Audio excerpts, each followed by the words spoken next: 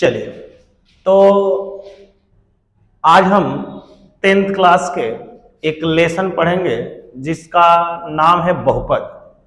उस बहुपद से हम प्रीवियस ईयर का कुछ क्वेश्चन देखेंगे, ठीक है, जो आपके 10th क्लास में बहुत बार पूछे गए हैं और इन सारे प्रश्नों को हम एक एक करके समझने की कोशिश करेंगे जो हमारे लिए सबसे महत्वपूर्ण होगा। जैसे इसमें एक क्वेश्चन है कि घात एक वाले बहुपद कहलाता है, तो याद रखिएगा कि घात एक वाले बहुपद जो होता है उसको हम लोग बोलते हैं रैखिक बहुपद, ठीक है। और आपको जानकारी के लिए हम बता दें कि जिसका घात 2 होता है उसको बोलते हैं द्विघात बहुपद, जिसका घात 3 होता है उसको त्रिघात बहुपद, है ना। तो हमसे प्रश्न पूछ रहा था कि घात एक वाला बहुपद कहलाता है, तो घात एक वाला बहुपद जो है वह आपका कहलाता है रैखिक बहुपद। क्वेश्चन नंबर जो 2 देख रहे हैं इसमें कह रहा है कि त्रिघात बहुपद का सबसे व्यापक रूप है। तो त्रिघात बहुपद का सबसे व्यापक रूप अगर देखें तो आपको पता होना चाहिए कि सबसे पहले हम मैक्सिमम देखते हैं, उसके बाद उससे कम, उसके बाद उससे कम। तो देखिए यहां तो पावर 2 है, तो अगर यहां पावर 2 है तो ये तो होगा ही नहीं, क्योंकि हमको मैक्सिमम घात चाहिए 3। अच्छा, अगर हम बी नंबर में देखें तो यहां पावर मैक्सिमम 4 है, तो ये भी नहीं होगा। यहां सी नंबर में देखें तो देखिए यहां पावर 3, फिर 2, फिर 1 और फिर 0, कुछ नहीं है तो पावर 0। और यहां देखेंगे तो पावर 3 है, 2 है और यहां 0 है। एक पैटर्न वाइज आना चाहिए, यानी कि पहले पावर 3, फिर 2, फिर 1 और फिर 0। तो यह एक पैटर्न पे है जो ये पूछ भी रहा है कि त्रिघात बहुपद का सबसे व्यापक रूप हल। तो जो व्यापक रूप हल जो होगा वह आपका होगा ऑप्शन नंबर सी। चलिए, तो अब हम देखते हैं क्वेश्चन नंबर आपका 3 नंबर क्वेश्चन क्या कह रहा है। इस बात को समझने के लिए हम देखेंगे, कह रहा है कि बहुपद x² माइनस 4x प्लस 1 के शून्यकों का योग, यानी कि हमें निकाल देना है शून्यकों का योग। तो शून्यकों का योग निकालने के लिए अगर आपको बता दें तो एक फॉर्मूला होता है शून्यकों का योग निकालने के लिए, alpha plus beta. Alpha plus, question number 4 देख रहे हैं हम लोग।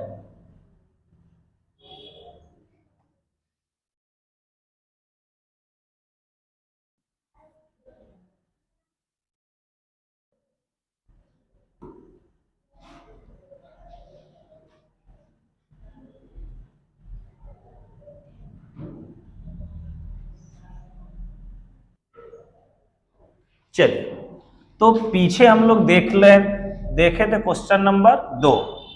अब हमें देखना है क्वेश्चन नंबर 3। तो क्वेश्चन नंबर 3 में जो आपको बता दें, हम क्वेश्चन नंबर 3 में कह रहा है बाबू कि ये आपके बिहार बोर्ड में 2011 में पूछा हुआ प्रश्न है। क्वेश्चन नंबर 3 कह रहा है कि बहुपद x² माइनस 4x प्लस 1, बहुपद x² माइनस 4x प्लस 1 में शून्यकों का योग। तो शून्यकों का योग निकालने के लिए फॉर्मूला होता है अल्फा प्लस बीटा बराबर माइनस बी बाई ए। तो जरा देखिए, जो x² के पास होता है वह a का मान होता है, और जो x के पास होता है वह b का मान, और जो कांस्टेंट टर्म होता है वह होता है c का मान। तो यानी कि माइनस माइनस 4/1, यानी कि हो जाएगा 4, माइनस माइनस प्लस, यानी कि ऑप्शन नंबर हो जाएगा आपका बी। यानी क्वेश्चन नंबर 3 का जो ऑप्शन होगा वह होगा बी। और देखते हैं क्वेश्चन नंबर 4। यहां कह रहा है कि शून्यकों का गुणनफल। तो शून्यकों का गुणनफल निकालने के लिए जो फॉर्मूला होता है वह होता है आपका शून्यकों का गुणनफल निकालने के लिए फॉर्मूला होता है अल्फा इंटू बीटा बराबर सी बाई ए। सी का वैल्यू कितना है तो 1, और ए का वैल्यू कितना है जी 4। तो ये हो जाएगा आपका 1/4, जो ऑप्शन नंबर हो जाएगा आपका सी। चलिए, यहां देखते हैं क्वेश्चन नंबर 5। तो क्वेश्चन नंबर 5 कह रहा है कि निम्नलिखित में कौन सा बहुपद नहीं है। तो देखिए निम्नलिखित में कौन सा बहुपद नहीं है, तो हम देखते हैं कि कौन सा जो वेरिएबल है वह डिनोमिनेटर में है। तो ये डिनोमिनेटर में जो है आपका वह है क्या चीज, सी। तो ये सी जो होगा ये आपका बहुपद नहीं होगा, यानी कि x प्लस 1/x का जो वैल्यू होगा वह आपका बहुपद नहीं होगा। यहां पर है कौन, रेखीय बहुपद व्यंजक है, यानी कि ढूंढिए जिसका पावर 1 होगा। तो ये इसका 2 है तो ये नहीं होगा, 3 है तो नहीं होगा, 2 है तो नहीं होगा, 1, यानी कि जिसका पावर 1 होता है उसी को हम लोग बोलते हैं रेखीय बहुपद।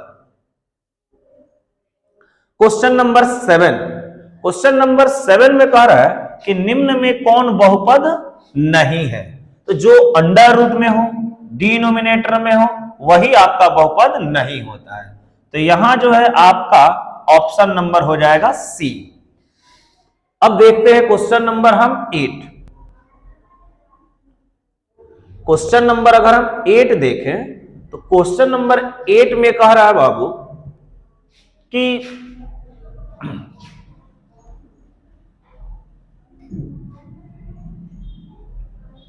क्वेश्चन नंबर 8 में कह रहा है कि यदि बहुपद px x square minus 2x plus 5, x square minus 2x plus 5 के शून्य अल्फा और बीटा हो तो अल्फा बीटा का मान, तो अभी बताए थे कि अल्फा बीटा का मान निकालना है तो alpha beta is equal to होता है आपका c बाई ए।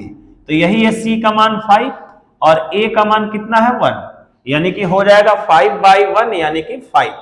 तो 5 ऑप्शन में क्या है आपका a, तो ये हो जाएगा।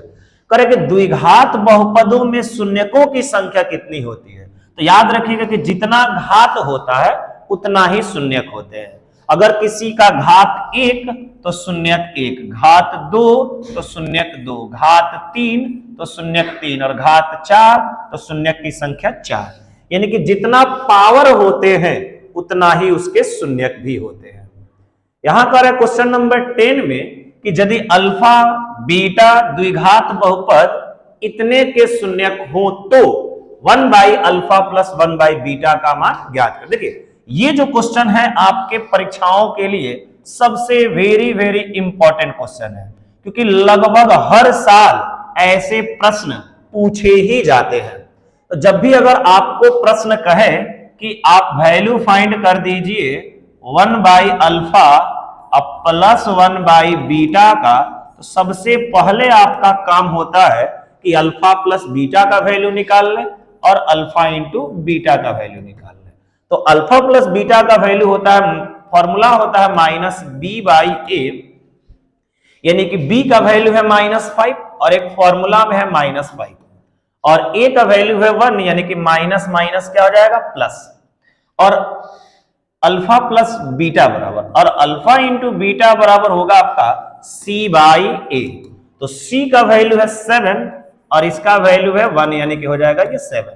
तो अगर हमको वैल्यू पूछ रहा है इसका, अगर एलसीएम निकाल लेंगे तो हो जाएगा अल्फा बीटा और यहां हो जाएगा अल्फा प्लस बीटा। तो अल्फा प्लस बीटा का वैल्यू कितना है तो 5 और अल्फा इंटू बीटा का वैल्यू कितना है तो 7, यानी कि अगर आपका कोई ऑप्शन 5/7 मैच कर रहा है, बी मैच कर रहा है, तो यही 10 नंबर ये आपके लिए सबसे इंपॉर्टेंट क्वेश्चन है। ऐसे प्रश्न बहुत बार परीक्षाओं में पूछे जाते हैं।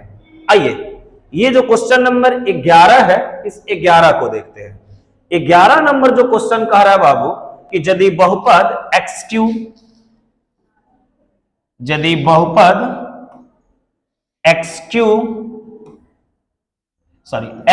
स्क्वायर प्लस 3x माइनस 1 के शून्य अल्फा बीटा, तो कह रहा है कि alpha inverse plus beta inverse का मान ज्ञात करें।